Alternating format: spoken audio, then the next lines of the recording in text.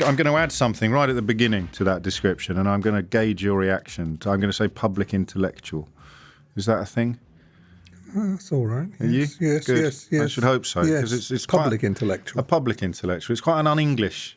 Sounds a tiny bit something slightly sleazy. I'm doing something in public This is that I good. ought to be doing in private. Well, that would be the English attitude to intellectuals, wouldn't it? Yeah, this is good. That's good. In many ways.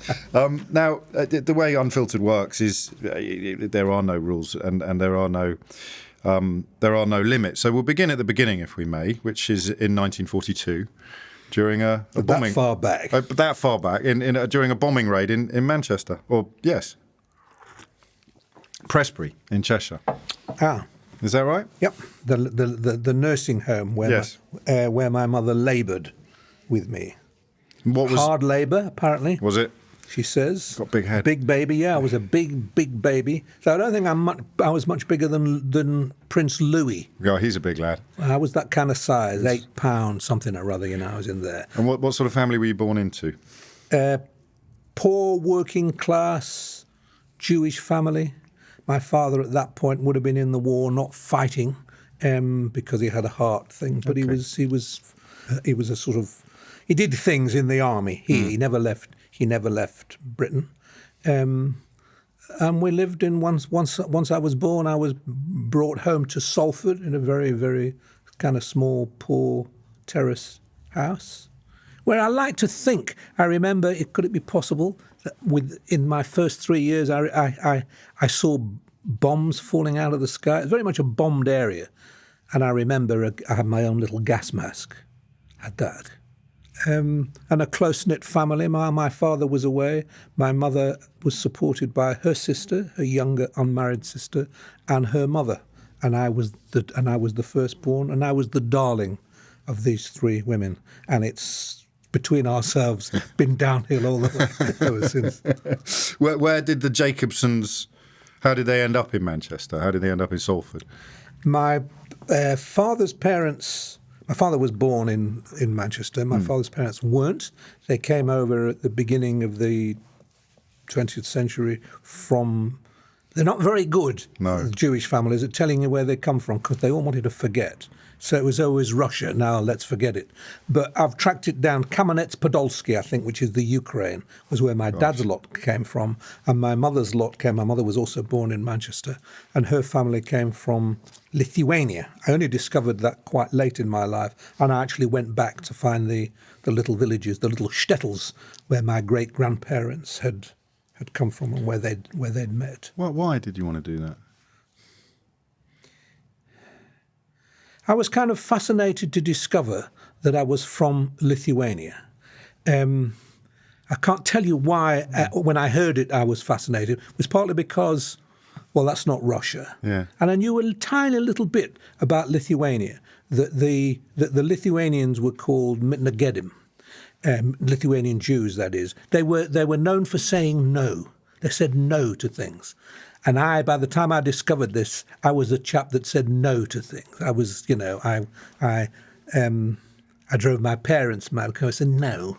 And it was it wasn't as the Lithuanians, Jews sulked the way I sulked. They said no because they were Jewish rationalists. Right. And they said no to sort of a certain kind of hysterical Judaism that was going on further on in Russia. So I like that idea that I belong to this critical mass of Jews that had a very particular attitude, scientific, rational, very, very philosophical attitude to being Jewish. And I like to discover that was part of me. And what this was also about was, you've asked me to talk about myself, so I am obsessively and with intense self-absorption. But I'd always been interested in how I was my parents' battleground. Not that they fought very hard, but there was a huge difference between them. My father was immensely outgoing.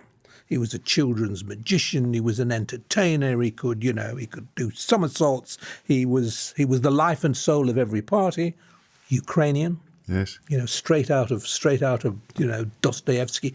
And my mother was quiet, reserved. She read books. My father really never read a book in his life, I think.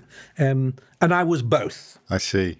And I was sort of, my heart drove me to my mother's side because I felt I was more like that. I was more comfortable being quiet and reserved, very shy, all very shy on my mother's side. But I longed to be my dad. So I suppose the natural thing would have been, having done Lithuania, to go back to the Ukraine. But something told me I wouldn't find anything there. Partly because I had no hold on where exactly. I think that they said Kamenets Podolsky, but I didn't know where it was. Whereas the people the great aunties who told me Lithuania, could actually name me a couple of villages. So I was actually able to go and stand in the graveyard, what was left of them, and not see any graves relating to my family. They'd had the sense to get out before the Nazis came in, because when the Nazis moved through that part of the world, it was vile. They left nothing in their wake. It was vile. And the Lithuanians were pretty nasty too. In fact, the Lithuanians shocked the Nazis. They were so brutal. But it was very interesting to go just to be into those specific villages and roots. Think about. Yeah, it was a root. It was a roots thing. It was a roots thing. And it was actually, I did it as part of a book which was called Roots Schmutz. Yes. And then I made a television series based on that. So, I mean, this is one of the interesting things about you, isn't it? Is that if I said that you do have the look at me gene, which you inherited from your father, you do enjoy being in the spotlight. Yeah. So the shyness, and this is the duality, is it? This is where mum is the introvert, dad is the extrovert, and you somehow oscillate between the two? Yeah, exactly that. And if I am too extrovert, I go home and I'm ashamed of myself. How do you mean? What sort of things? I'll say to my wife, why did you let me do that? I mean, if this were to turn out really quite horribly. Yes, which it won't. But we'll just say it were, and I were to say things and you were to relax me and get under my guard, and I were to say things that I might regret after, I would go home tonight and say to my wife, why did you let me do that? Why did you let me do that program? And she'd say, but you love doing that. You love it. You absolutely love it. And I'd say, yeah, I know I love it, but there's another part of me that might not love it. You remind me of something that we're going to move on to later in the program, in the conversation when we talk about Donald Trump and some of the odd things happening. I remind you of Donald Trump? No, not remotely, but you remind me of the importance of having what I rather rudely refer to as a twat alarm, someone in your life who can tell you when you're being a bit of a twat. And Donald Trump clearly doesn't have that. Never had one. Never had one, has he? No, so from childhood onwards. And clearly it's a role that your wife happily plays in your life. Yes, it's a thankless task, I have to tell you. Because every evening I will find something to think I've been a twat about. That's the self-examination of both the writer, and I let me tell you something, Howard, because given the way that anti-Semitism has moved back into the centre stage in the last year or two in this country's political landscape, I now find myself pausing before saying something that I would have said without pause 5 years ago, which I would have said that is a particularly Jewish trait, that sort of Philip Roth style level of self-examination, and now I wonder whether that displays a degree of insensitivity on my part. I don't think it does. No. It certainly doesn't offend me. I think it is. There are such things as Jewish traits. Yes. Certainly, I'm saying that all the time. Yes, I know. And with my Jewish friends, we will go, well, that really caught what we like, and that's us, isn't it? And we laugh at ourselves. Jews are very, very good at laughing at themselves. And I do think, actually, when, in good times, they have a great tolerance for being laughed at, too. Yes. And we expose ourselves to that kind of laughter, because it's one way of gathering attention. Yes, and diffusing tension as well. I mean, it's a civilizing thing to do. Yes, indeed. and the Jewish joke is one of the greatest strategies for doing that, for diffusing tension, and also for dealing with the kind of the daily depression, which is, no, it's not a daily depression, but the depression that you always feel somewhere or other at the end of the line, yes. the upsettingness of things. Of course. But people will often say to me, the Jewish sense of humour. Why is it the Jews have got this sense of humour? And the answer for me is always the same thing. Jews are funny in the way that they are funny because they know that life isn't funny. Gosh. So Jewish comedy is not cheer. Jewish comedy is essentially a tragic way of dealing with what isn't funny. When did you become aware of Jewish comedy then, specifically? When did I become aware of being Jewish? Well, I think I liked. Yes, I do know when. I'm this shy little boy, age 5 or 6. I've now got a brother which is problematic because he's very, very pretty, and people keep saying, "Isn't he beautiful?" Whereas all they'd ever said about me is, "Isn't he clever?" But nobody had said, "Isn't he beautiful?" What I discovered is that I could make my mother's friends laugh. These ladies in their 30s and 40s, who I found very attractive. Yes, of course. And when I could make them laugh, I was filled with every comedian, which I'm not. Every comedian will tell you about this, that first excitement that comes when you discover you can make people laugh, particularly people of the other sex, and make them really laugh and see a little bit of, see their throat flush a little and see their head go back. And if you can make people show, it's a real, it isn't, was I aware of my ability to create erotic charge age 5? It's not impossible. Are you sure? It's not impossible. No, I'm not sure, but all I'm saying is it's not impossible. And I think I knew I liked then the power of words. I could use words, and I could shape words that would make. I didn't even know whether it was a joke I was making. I could shape language in a way that would make people, my mother's girlfriends laugh, and that gave me a sense of power. But not of Jewishness. That's not not peculiar to Jewish comedy. No, that's not no, it isn't. You're quite right. It isn't. Because my background is northern women, strong northern women. I had very similar experiences to you, and I remember at the coffee table I would rather trying to make my mum's friends laugh as opposed to going off to play with my mum's friends' children. It was quite an odd sort of dynamic. So I get that. So the idea of peculiarly Jewish comedy, when did that first dawn upon you, do you think? I think what happens when you discover that you like to make people laugh, you're searching around for what kind, you're watching comedians on television. We did have them. We did have them in the late 1940s and 50s. You discover that there's a certain kind of joke. There was a certain kind of self-effacingness that I liked. A certain kind of joke against myself, rather than a cruel satiric humour against other people. I thought if I could make fun of myself somehow or other, that covered the basis for me. That dealt with wanting to make people laugh and wanting to be out there and wanting to be my dad, but it also dealt with my feeling that I shouldn't really be doing that. So it enabled me to being self-effacingly funny, enabled me to be my father and my mother all at once, I think. And then when I started to meet other Jewish boys, I didn't go to a Jewish school, but there was a kind of gang of us, gang of Jewish boys at school. We then joked with one another, and I became aware that there was something that we did that was not what we did with the other boys that we were friendly with, and that was partly to do with self-effacingness. Yes. What else was it to do with? Partly to do with also laughing at our group. We loved laughing at the idea that we had this secret thing that we were Jewish. Yes. And we made fun of our parents' thin-skinnedness. Nothing amused us more than to say something was anti-Semitic. We thought that was hilarious. Oh, I see. Is he an anti-Semite? Yeah, he's an anti-Semite. I had terrible. My dad hit me last night. It was very annoying. Anti-Semite? He was an anti-Semite. We knew that there was an absurdity in the world, and in that oversensitivity of the world that we were growing up in. Yes. And yet we were also aware somewhere else of how that came about and its necessity. And if any teacher was genuinely anti-Semitic to us, and a few were. Sure. How would that manifest itself? How would you? I see the Jewish boys are going off for it's a Jewish holiday coming up. So Jacobson, will you be coming back with the tan after you've been in synagogue all day?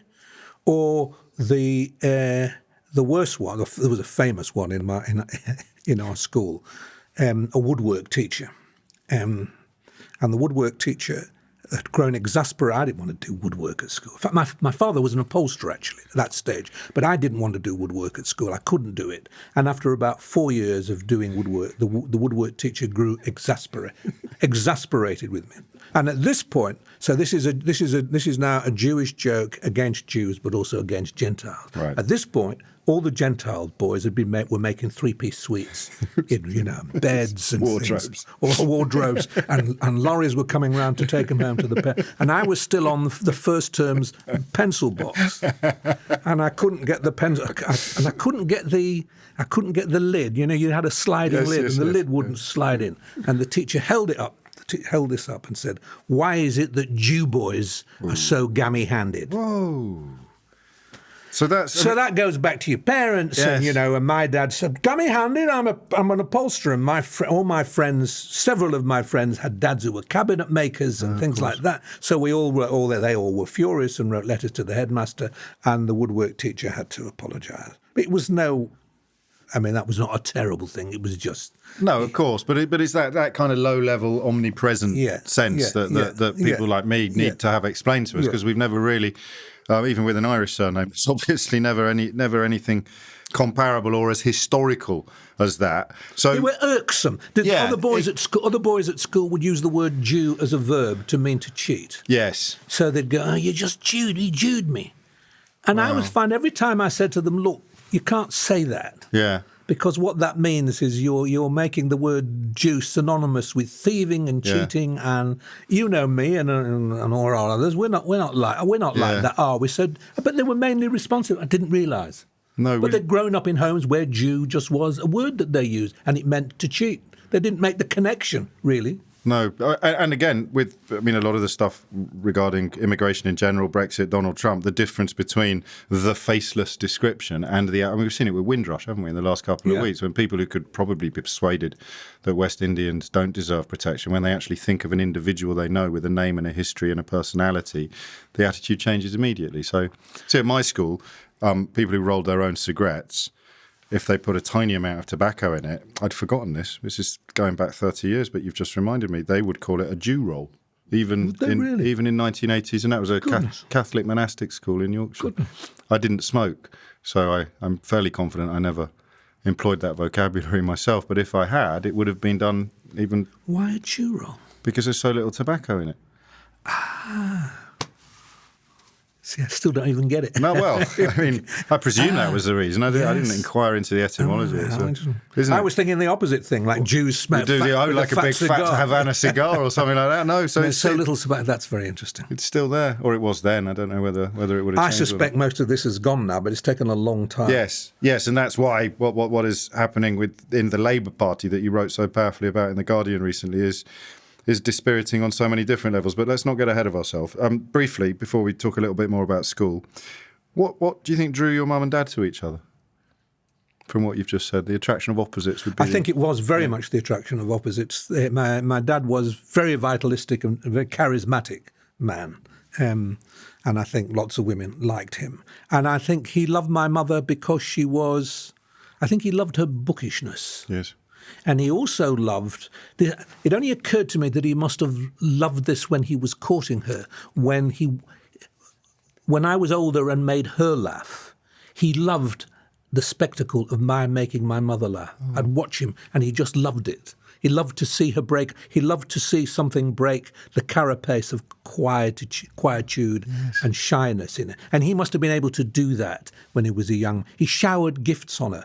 Remember my mother saying that he bought her something, so this would have been in the late 30s, he bought her something no one had ever seen, a cinematograph, they called it, which was a kind of an old-fashioned kind of cinema. And it wasn't a cine camera, it was a means for showing film. Okay, yes. And he'd somehow got hold of one of this and bought it for her, and she thought this was just fantastic. And he was, I think, a very magnanimous...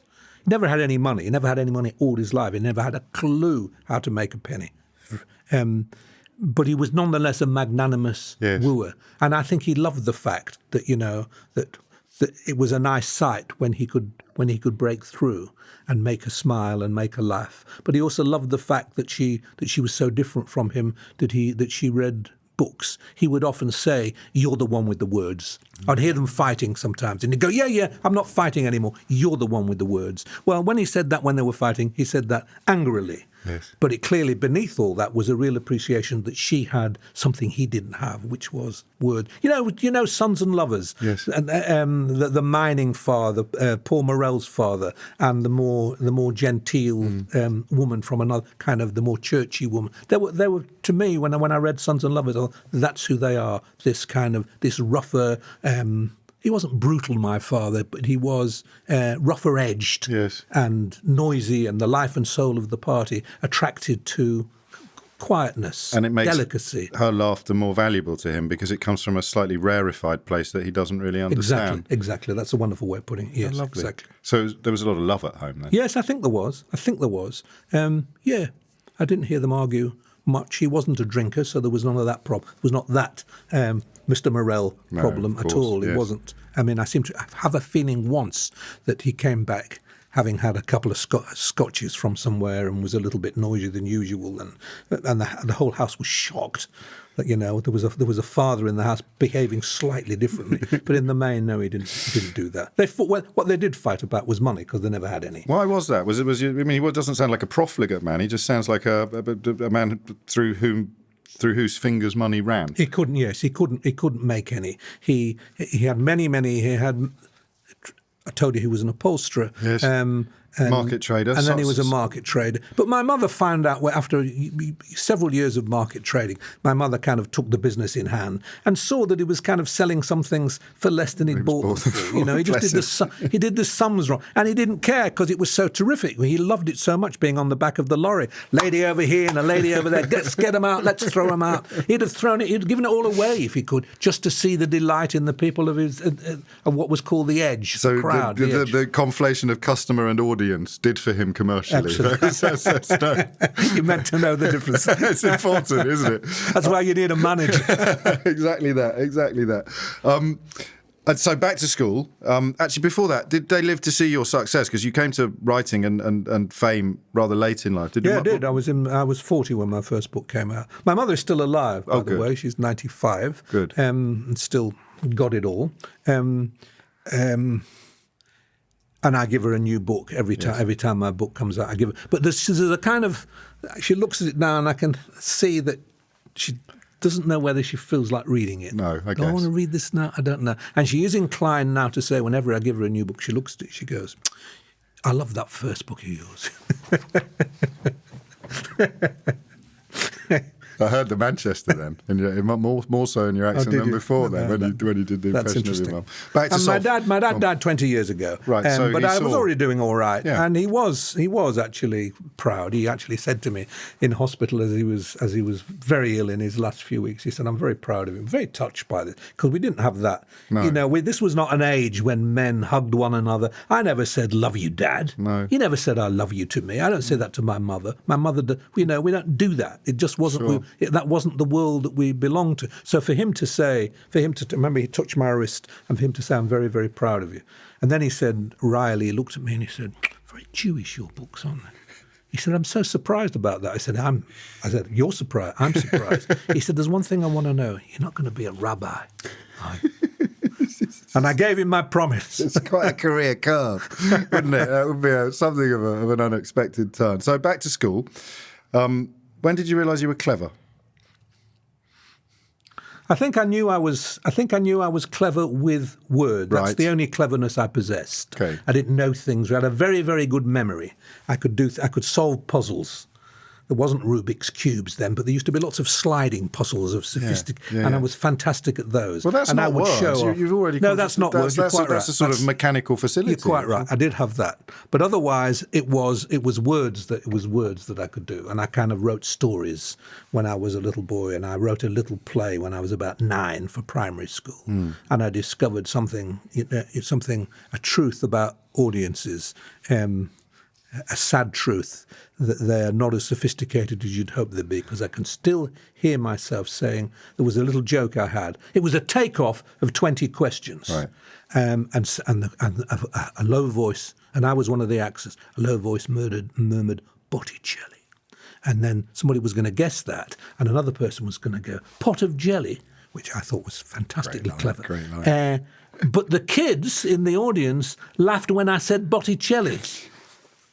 And I thought, well, that's not a joke. The joke's coming. Kind of is, though, isn't it? It's one of the oldest jokes of all, in a way. It's a sort of posterior-based comedy. And so that I mean, even then, would the word precocious apply? I sense it probably wouldn't, because you weren't doing it to impress. You were doing it because you enjoyed it. I enjoyed it. Yes. I wrote an essay when I was about 9 about newspapers. Oh, yeah. Primary school teacher said, I want you to all write about the uses of newspapers. This is Mrs. Herman.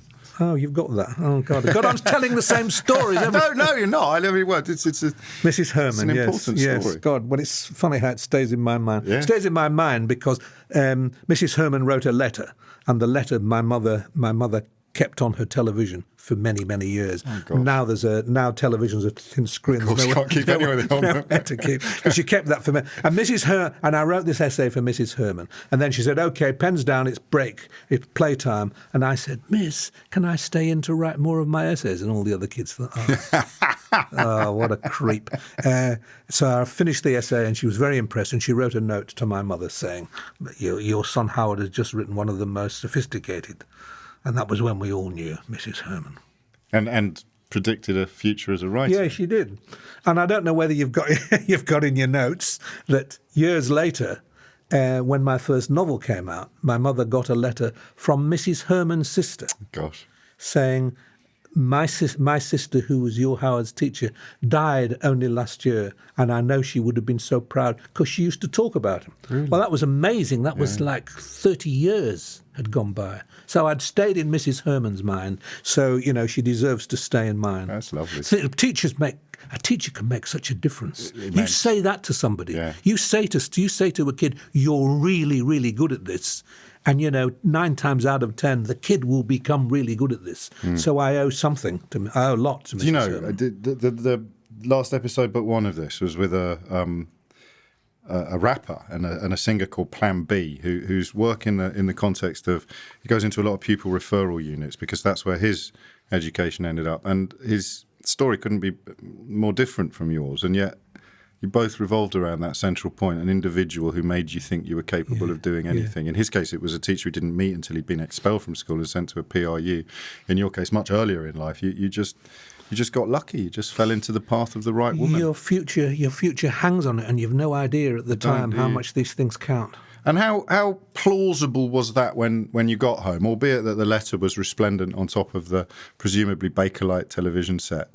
How plausible was it that young Howard Jacobson could become a writer when you were reaching 10, 11, 12 years old? Well, there was part of me that only wanted to do that and believe I could do that. But I still remember lying in my bed and reading the backs of the book. I had lots of books. I was a precocious reader too. Right. I read a lot, and I had books.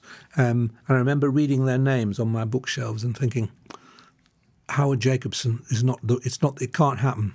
It will never happen. I revered writers so much from that early age, even before I'd become a teenager, really, that I thought to be one of those, to actually have a book with my name on it, could such a thing ever be? That seemed to me, forget the business of writing it, just it's ever happening. And my name on one, and I would read the spines and I'd think, Charlotte Bronte, that's a writer. Howard Jacobson, no, that's not a writer.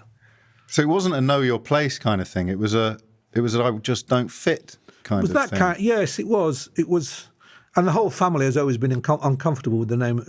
This is very literal about it. With the name Jacobson. Really, I hated the name Jacobson because it's long and clumsy. It sounds ugly. It sounds really ugly J's. And B's and C's. It's between two stools, isn't it? Because it speaks of Ukrainian origins, but presumably it wouldn't have been Jacobson as it is now. No, these names were made up when we came. Precisely. The Jacobson, the Isaacson, they were made up at customs. Who are you? Yeah. And my poor great grandpa would go, I'm so and so, Solomon ben Jacob, and the customs men knew that Ben meant son of. Okay, son of Jacob. You're Jacobson. So there's no way of going back, and finding the Jacobsons of Kamenets-Podolsky. They don't exist. No, of course, the line isn't there. So when did that change then? Because you hasn't changed. What? When did believing that you could be a writer clearly changed. Not liking your name hasn't. So because you sort of this would sustain you through your 20s, would it? This sense that I would think it's. I revered it so much.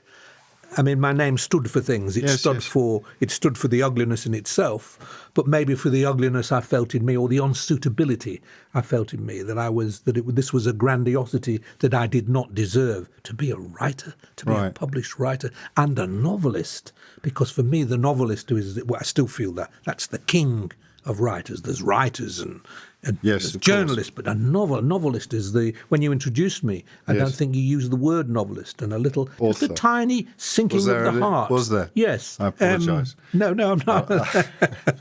I'll change I it can in the deal edit. with it. I can deal with it. But that's the word that I want to hear. Yeah, That's the word that I want to hear. course. So the idea that I could be one. I never wanted to be any other kind of writer. No. I never wanted to be. In fact, I wrote an academic book Right. with another guy before my first novel. But I never really believed it. That wasn't the real thing. The novel, if the novel was ever going to happen, would be the real thing. So- Could I deserve that? Was I worthy of that? So this is where I'm a little bit confused, because you seem to be jumping between something that is a personal sense of perhaps not being qualified or even inadequacy to step up to that shelf. But then I'm also then hearing a class-based scepticism about your ability to become I a think novelist. I think the two are very closely connected. Yes. I think it was partly a class-based thing. There was no doubt a bit of Jewishness in it. Right. But I think it was class more than anything else. I think it was, being a Manchester boy, working class Manchester boy. The omens didn't feel right. And what you were reading, Amos has a great line, doesn't he, about where the subject of drama and novels has gone from being about the gods to being about the kings to being about the ordinary people to then. So the stuff you would have been reading then would not have been stuff that you were living. So you would have felt that your life experiences wouldn't necessarily lend themselves to novels? You're dead right. And in Right. fact, I've never really caught up. I've never been a great reader of what's contemporary. I mean, I'm still a bit stuck in the 19th century. There are really. worse places to be Yeah, stuck. well, yes. Well, I think that. And there are some people who would think I write 19th century novels, which doesn't bother me either at all. You've called yourself, because people compare you to Philip Roth, you prefer the Jane Austen comparison. Yes, I can see see why. myself as a Jewish Jane Austen, which I thought was a good joke at the time. It still is. I made it. But yes, I mean, the stories I was reading, I was, as a boy, how old would I have been then? I must have read Biggles and things like Yes, that. of course. But they weren't stories of... But that's also very Jolly Hockey Sticks. Well, it It's- was. it has that tone and that rhythm to Yes. it that you didn't hear in Salford. But I kind of knew that it wasn't the Biggles direction I would take. It was Right. when I started to read the Brontes and some early Dickens, and I struggled. I'm quite young, really, for reading those things. And Yes. Adam Bede, some early George Eliot. I thought, this is the business. This is the stuff. The big But it wasn't canvases. my life. No. This wasn't a description of my life. And in fact, this was what slowed me up as a writer, I think, because I was embarrassed at the idea of writing my life. I was still trying to write a 19th century novel, really, with the grand themes of a 19th century novel. And by that time, I'd gone on to Dostoevsky and Tolstoy. So I'm trying to write Crime and Punishment and War and Peace. It's a small ambition. While I'm teaching in Wolverhampton Polytechnic. Briefly, then, did the kitchen sink thing pass you by? I'm just trying to place the ages. So your John Brain type. It didn't mean much to me. I mean, I Silito. read them. Yeah, I read them. They weren't important to me. They I have to say. didn't No, ignite no, anything inside you or no. make you think I could do this. No, I was aware of them. Okay. So you became a teacher then, with this bubble, I sense, behind you always, the possibility of being a novelist, not a writer, a novelist. You never gave up on that. You never felt it's never going to happen, just a question of if and when. And you went down the road of teaching. Yeah. That was a natural progression through school, teacher training college, Wolverhampton Poly, or not? School. Cambridge, School, Cambridge, yeah. Cambridge, you fell under Levis's Yes, spell. I mean, yes. that did you know then what an astonishing privilege that was? Yes, I went there to be taught by. Did you really? I went So there by to be this taught point you by were a proper great intellectual. English critic, Right. a great English critic who suited my cast of mind. Yes. because he was although he wasn't Jewish, he was a bit like the Lithuanian Nagedim. He said no to things. Yes. He was considered by others niggardly and austere and puritanical. I don't think it's any of those things. No. I don't think that's right. But he was precise and picky, and he felt there was a difference between what was great writing and what wasn't great writing. Yes. And I loved that. I really loved that, and went there because I'd been introduced to it by a good teacher. Again, another good teacher helped. Good teacher helped me in the sixth form at school, and he says, "You're going to Downing, my lad, Downing College, Cambridge, where you will be taught by F.R. Leavis. And that happened. It wasn't good for me because we Downing boys were we were all grammar school. Right. We were all semi-working class, really. Okay. And we all felt slightly out of it. Because it was an incredibly patrician atmosphere, Yes. even more so than Yes. than now. I'm ashamed of what a bad job I made of Cambridge, really. I just didn't enjoy myself. I didn't have a good time at Cambridge. That's not Leavis's fault. No. But what I did was I allowed my shyness to return at Cambridge. I thought that it's too difficult. What I felt the minute I got to Cambridge was they all knew one another. Okay. They all knew one another. They'd all met somewhere else. There was some club, some English club that Yes. these people had all been going to.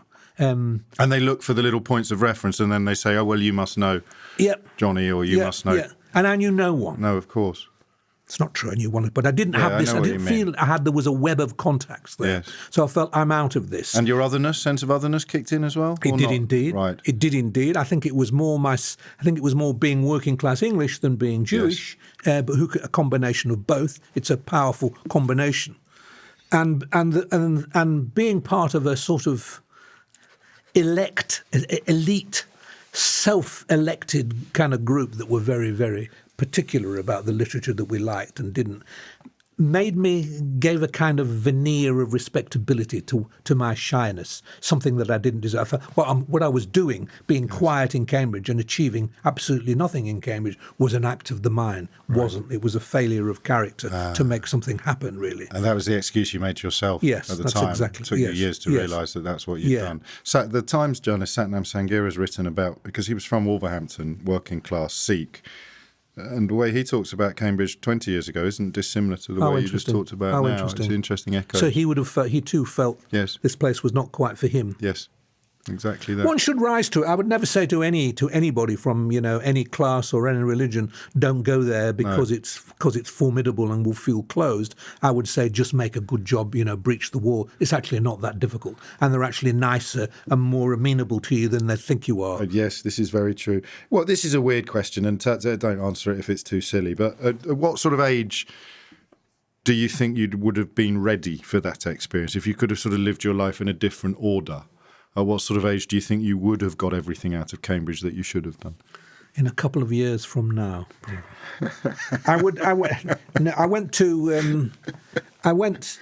when I left Cambridge, I got a very good job, a job I had no right to really, but because I was a Leavis student, Yes. and Leavis liked me for whatever reason, and he had clout in some universities in the world, he was able, the fact that I was a Leavis student, meant I was able to get a very, very good job in Australia at Sydney University. And the minute I went there, everything changed. Everything changed, and I was able to become my dad. Right. But my dad with a Leavis education. Not a bad. So I sold stuff on the back of a truck, Yes. but I was selling literature. I was selling Keats and Wordsworth And on they the were back of buying. a truck, and they bought. Because that's Yes, the thrill, They bought, isn't it? yeah. Seeing the young faces in front of you light up as you bring something that no one else. And I loved that. And as it was happening, I thought, so I'm 22 when this is happening. I'm now at university. Yes. Okay. I was barely any older than my students. Sure. I'm now at university. I'm trying to give them a good time and taking seriously what I was doing, but I'm enjoying myself too, and I'm ready for university now. But only 3 years. Well, I decided to come back home for all sorts of reasons that one doesn't have to go into, really. Some personal, I decided to come home. It is a long way away, isn't it? There's no getting away from the geography. It's a bloody long way. And in those days, you didn't fly. You caught a boat. Christ. The boats took forever. And the coming back was a big mistake because for many years, I couldn't get a job. Right. Not at all a job. You mean just not a job commensurate with your talents? No, exactly. Yes. I mean, I worked for friends of my dad's in their warehouses and markets. That must have been very tough then. I didn't know this. You had this brief flowering and then back to fallow. Nothing, and then back to nothing. Really, that's not quite fair to say. No, I that. understand. A friend of mine. It's not fair to actually what happened because a friend of mine who I'd met in Sydney then got a job in Cambridge, a senior job in Cambridge. He was director of studies at one of the colleges there, and he called me in to kind of help teach. Okay. and we were kind of ran our own little Leaveside university at Selwyn. But there was almost no money in it. It wasn't a lectureship. It wasn't even an official job. I just taught by the hour. Right. And by that time I was married and had a child. And in order to live, really, I had to earn money some other way. So I ran a market stall. So I had a market stall at Cambridge from which I sold leather bags, handbags and things. So the sense was, there I was, and I was doing some teaching back in Cambridge, still not really liking Cambridge very much, but I was also still having to be like the old Mancunian, hustling a little bit. Yeah. And people thought it was some kind of charming, would-be proletarian thing I'm doing. I might be a Leavesite, but I'm also, a bagman. I needed the money. And I got very, very depressed doing that. Deeply, deeply depressed. Because you felt that you were missing? You were what is the word? You felt that you were not in the game. I felt I'd sunk from a high at. I felt that when I got to Sydney, I'd put all the things that I'd done wrong at Cambridge, right, and all my old kind of perturbations and shynesses behind me, and I'd arrived in the world. I'm here. Not to wealth and riches, but I was here in my own skin and confidence. Now and suddenly I'd been thrown back again into an older self. Yes. And I think I probably sank into a real, probably clinical depression at that point. Occasionally I see a photograph of myself at that time. I think, why the long face? I really look like that. Yeah. Gosh. Because it's interesting that you distinguish between feeling comfortable in your own skin versus wealth and riches, because nothing that you've said about your early life would have prompted me to use the word ambitious. I think you had dreams, but ambitions in the sense of a ladder, perhaps I've misunderstood, but you become conscious of ending up on a rung you don't want to be on, but it wasn't something that there's no plan here. There was no ambitions for an amazing career. Or status in an external sense. Or maybe not even that very much. No, probably no. There wasn't that. But but I'd had status at Sydney. Exactly. And once I lost it, I was aware. I did feel that I'd fallen off that ladder that you've got to be. You go up what's the thing in Julius Caesar? Be careful when you go up a ladder to be nice to the people you pass, because you'll come down in the end. Well, I'd come down very, very quickly. How did you get back on it? By going even further down still. There was a lot of messing around. There was personal troubles. There was a divorce. There was an attempt to go back to Australia, but by that time everybody had changed and moved on and the job wasn't there. I ended up going back to Australia, coming back to England again. Let's not fuss around with this. And the only job not comfortable talking about this period. No, I just think it's just tedious. Okay, no, I'm perfectly comfortable. I don't want to be tedious about it. So a brief period of chaos is what we're describing. Yeah, and depression and doing everything wrong and and having relationships with the wrong people. And I ended up teaching at Wolverhampton Polytechnic, which I am ashamed to say I was ashamed of. Okay, yes. I was very ashamed of it. It was in a snobbish way, partly. A polytechnic. Yes. Moi. In your defence, the quality of student going there would be determined by what A-levels they'd got. So that was true. But so you wouldn't necessarily be working with the finest raw materials. No, I wasn't working with the finest raw materials. But, so... Yes, I know. So, and the fact that there weren't the finest raw materials will make them the finest. Yes. And in truth, there were some students I loved teaching and some did very, very well. Good. And I enjoyed some of my teaching there. But the overriding feeling was I don't want to be in Wolverhampton. I was lonely there. I was between marriages there. I lived very badly there. I lived in a horrible flat. The job wasn't very well paid. I ate badly as a bachelor. I just ate curries kind of 5 times a day. Yeah. And felt very, very miserable. And I was there for about 5 years. And something absurd about the place started to strike me. Beneath my sense of tragedy, look what's become of me. And I really was desolate sometimes. That's the only word, desolate. A sense of absurdity, particularly when at one point we were told the Polytechnic didn't like those of us who were teaching literature because it didn't really belong to what the Polytechnic saw itself as being. Much more vocational environment than a university. Exactly. For younger viewers. Exactly. Good, that gets it. And the people I was teaching with, a lot of them were very like me. A lot of them had been to Oxford and Cambridge and wanted to be teaching in Oxford and Cambridge now. Yes.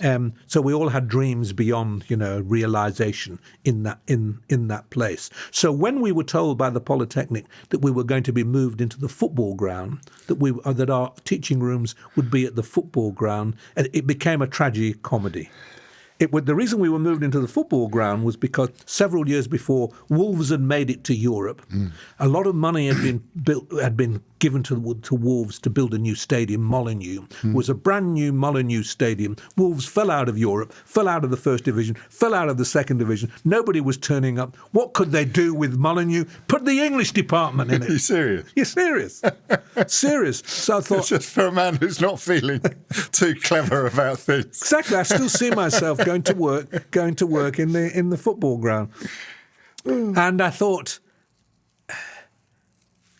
it's in the end, it's not War and Peace I'm going to write. It's not Anna Karenina I'm going to write. I'm going to write about this. Yeah. I know about this. Yeah. I knew the department backwards. Everybody else's despondency and things and dreams struck me as funny. The fact that we were in the football ground struck me as a crowning absurdity. So I found myself writing I'd never wanted to write a campus novel, but I found myself writing a campus novel. And suddenly, instead of reading Tolstoy and Dostoevsky, I was reading people like Kingsley Amis and Malcolm Bradbury and David Lodge. Which are great books. Terrific books. And I thought, actually, I quite like these, and I'd barely read contemporary literature. Sure. God, look at the contemporary literature. They're funny. They're clever. I can do this. And I can do this. Got you. I think I can do this. Right. So had you not been writing throughout your 20s and early 30s? Because we're up to about 1980 by the time you left Wolverhampton. Had you not got several novels on the go? Or No, I never had a novel. A trunk full of them? No, absolutely nothing. There was no secret manuscript. There's no attempt to publish anything. There were my few essays on Shakespeare that made it into a little book. Yes. And that was the end of it. When I tried to write a novel, I sounded like Henry James trying to write about D.H. Lawrence kind of, life in the metaphysical language of Dostoevsky. And after 3 pages, I'd look at that. For God's sake, throw it away. But suddenly this one, I thought I could do. Right. I could do this one. I took years to do it. I took about 4 years to write it, although it's not a big novel. And bingo, they liked it. This is coming from behind. So it was only 3 or 4 years to write it. Was that changing you inside as well? Were you now feeling less desolate about the fact that you had this on the go? Did it kind of reignite something inside you, regardless of what reception it got, or was this a roll of the dice, as it were? I thought maybe this is. I found a new word for myself, and I suddenly stopped talking about myself as depressed, and I suddenly, because people would say, "So what kind of book is this?" and I'd go, "It's splenetic." I started to use the word splenetic a lot, and I thought that's and words to do with bile and things. And I thought I'm in that tradition, really, a kind of savage tradition of slightly satirical, and I'd also been rather prim about. That was to do with my Leavisite 19th centuryness. I'm not going to write about sex. I'm not going to write about any of that. So I thought, to hell with it. I am, and I'm going to be funny about it. And I'm going to make this book really, really funny. And I'm going to bring the thing I could do, which was being funny. I could always make a funny speech. I could always make people laugh. But the novel writing that I'd imagined for myself was on another plane. And suddenly I thought, it seemed to me then, I put it to myself, well, lower yourself. Right. I wouldn't now put it that way. No, I don't think lowering yourself into comedy. I think now raise yourself into comedy. But then just relinquishing this higher grandiosity and just to talk about being, this plain, funny, absurdist life. And I could be funny about it. And I loved writing it. And I really loved writing. That voice was yours. Yeah, which you hadn't had before. Yeah, and I could find a way to do something with the Jewishness, which I never ever thought I would write about, because I never thought I was that interested. But as the novel grew, and I really did learn to writing this novel. That's how you learn to write. Of course. I've never been a believer in MAs in writing. Okay. You learn to writing the novel. Malcolm Bradbury would disagree. He would. We disagreed over several. And you throw stuff away. I mean, I must have written 300 pages of the novel in longhand, I remember, and threw that away. That's not it. But I still felt I was getting somewhere. But something was missing. I thought some crowning thing in the absurdity of this. And the crowning thing was, it was a Jew. It was a Jew here in Wolverhampton, which was... There weren't many Jews in Wolverhampton. No. And most of the people who I taught with drove out of Wolverhampton at night to live in Shropshire. They lived in thatched cottages, which was also not a very Jewy thing to do. No. So I felt the alienness of this figure walking through Wolverhampton. And the person who drew the cover for that book was a guy called Charlie Griffiths, who was a cartoonist, I think, for a well-known paper. Yeah. Though he never met me, spotted this. Griffin or Griffiths? Griffin, you're quite right. Well done. The Daily Express cartoonist. You're quite right. Yeah. And he just caught that. He caught this figure that was me, though I didn't think I was writing an autobiography, but it was me, striding through this world of absurd figures in a polytechnic town and looking very Jewish. And did you know, before other people read it, that you'd nailed it? I thought I had, yes. but I didn't have the confidence to believe that other people. So when did you first get that sense of success? I ran out to get that. I still see myself running out to get the reviews, and I got some terrific reviews to begin with. Really, really good, very good review in the I can still see the reviews, and I thought, my God, I've done it. I think I'm there. I was very, very excited, and then nothing happens. Right. This is a strange... Nothing happens. The world was, just the world. The phone didn't ring. I'd written this novel and a few people had reviewed it and nothing happened. Yeah. It takes ages for anything to happen. So I just thought, well, I know what I'm going to do. I'll have to leave the Polytechnic now. I have to leave the Polytechnic because I can't, because I'd made fun of the people I was teaching with. Of course I denied. Nothing to do. No real life in here. And started work on another novel again. Yes. Immediately. Yes. Whether I would have worked on the other novel had I known that people were actually liking Coming From Behind, I don't know. I don't think I really knew that people were liking Coming From Behind. Because you can't. It's not like now. Now you could go on Amazon and find 500 reviews of it, and you'd get a different sense. I'd never thought of that It's instant. Before. It's a less lonely, but also a more fretful business now. Having that, if you can, I've got author friends who I beg them not to go and look at their own reviews when they're in the middle of their current novel. Dead right. You're dead right. That's the worst thing they can do. Yes. So we've astonishingly we've inhaled time and we're going to run out. So I'm going to fast forward then through the next 13 or 14 books. Good. Let's get them out of the way. If I may. But they cover an awful lot of ground. You describe yourself, as we've mentioned, as a Jewish Jane Austen. But by the time you won the Booker Prize, The Finkler Question was a bit of a departure for you in many ways as a book. Yeah, it was. The reason I won the Booker Prize was because it had a touching quality. Yes. And if that's what you mean by I don't know. Maybe I do, actually. It was a... I owe it to somebody. I owe that Booker Prize. I've never said this in public. I've said it. I owe it to... I had an encounter with a man called Donald Zeck. Donald Zeck, who was a famous journalist in the 1950s, who was a show business journalist. I thought, yes, exactly. Little bald guy who you always saw. I was a show business journalist. I know. I've read about Donald Zeck. You'll know. And he wrote biographies of Marilyn Monroe and Sophia Loren, and there are photographs. And he knew them all, because in those days you didn't do it from a distance and through a PR. You lived in their world. Exactly. He knew them all. And I remember reading that when I was a little boy, thinking, one of my ambitions, well, if that little bald Jewish guy can be dancing with Sophia Loren, who's to say? Because I did have other ambitions as well as literary ones. Of course. And then I think no more about it. And 2 or 3 years before I wrote the Finkler Question, I get a call from one of my school friends saying my wife's uncle is Donald Zeck. And I said, oh, yeah, Donald Zeck, yes. When did he die? He's not died. And he's read your books and he loves your books. His wife has just died. He's absolutely broken-hearted. He's a man in his 80s. He'd been married for 60 years. He just needs cheering up, and he thought you might cheer him up. Would you meet him for lunch? I meet him for lunch. He cheers me up. He's now 99. Gosh. still meet him for lunch, though I have to take the lunch round to him now. Brilliantly intelligent, funny man. And he starts to tell me the story, and his story is so funny and so heartbreaking at the same time. What it's like to be 88 and to lose your wife. What it's like when other people decide to introduce you to other women. What it's like to have a first date at 88 with a woman of 30 who says, "What's your favourite band?" And I said, "Look, do you mind if I use this?" He said, "Go ahead. In fact, and he almost dictated it.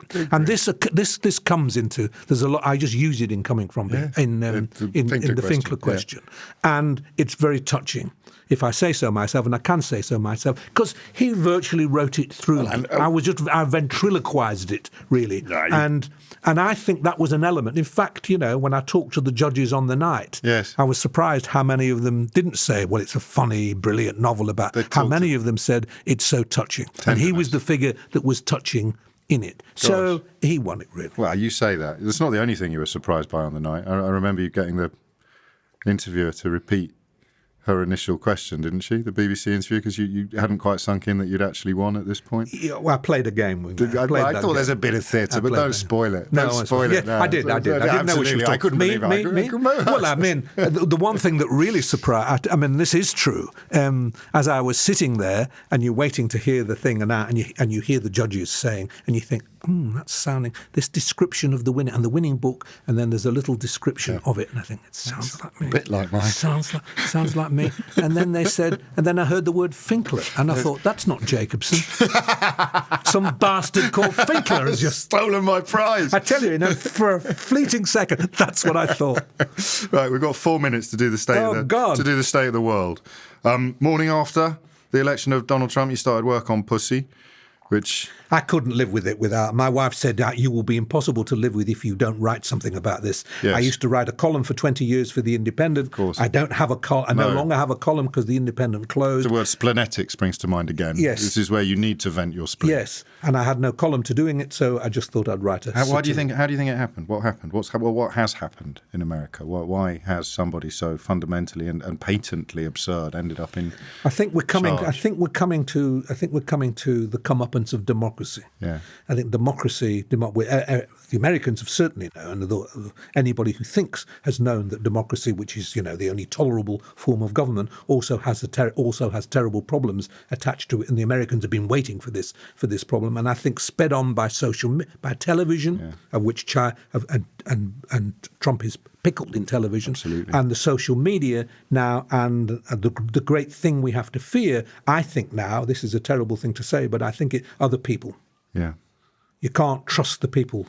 It's not that you just can't trust the people to get it right. It's almost you can be certain that the people will get it wrong. They'd already done it, as far as I was concerned, in Brexit. Sure. Horrendously wrong, yes, as far as I could see. Yes. And then with Trump again, I mean, two such big events as that. And what did they have in common? The people, given this new confidence in their own opinions, their inability to distinguish true from false, their preparedness to believe... Their refusal to distinguish true from false, that's actually. Good. And I think it's that. And the technology is relevant to that process because it affords a validity. I think it begins personally, possibly with the below-the-line comments on newspaper articles where you'd get 50 thumbs up for something that you'd get thrown out of your local pub for saying. So suddenly you're thinking, actually, and that gives a validity to things that are patently wrong or obnoxious that we hadn't. Do you think, as a Jew, you're a canary in the coal mine for stuff like this? Could I be? Could I be? Should I be? Why? Because the ancient hatreds that you describe as being the first casualties of democracy are often directed first at Jewish people before others follow.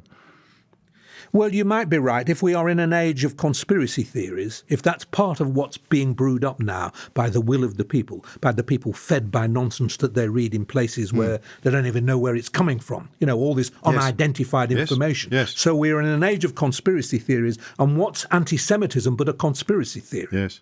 It's a conspiracy theory from beginning to end, built out of fear and ignorance and superstition, as are all conspiracy theories. And they flourish in difficult times, whether it's an economic crisis or a refugee crisis, when rulers need to blame somebody else for bad stuff happening to the people. Scapegoats and minorities generally fit the bill perfectly, don't they? And they are easier to scapegoat than ever before. And there are lots of people in the field talking about the part, Yes. the role that the social media have played in stirring up trouble. I mean, groups can just now post things on social media and more or less order groups of other people to go out and slaughter. It's not far off that now. It's very close to that. Are we going to be able to end Howard Jacobson on an optimistic note? I sense we're not. It's not. I don't do optimism.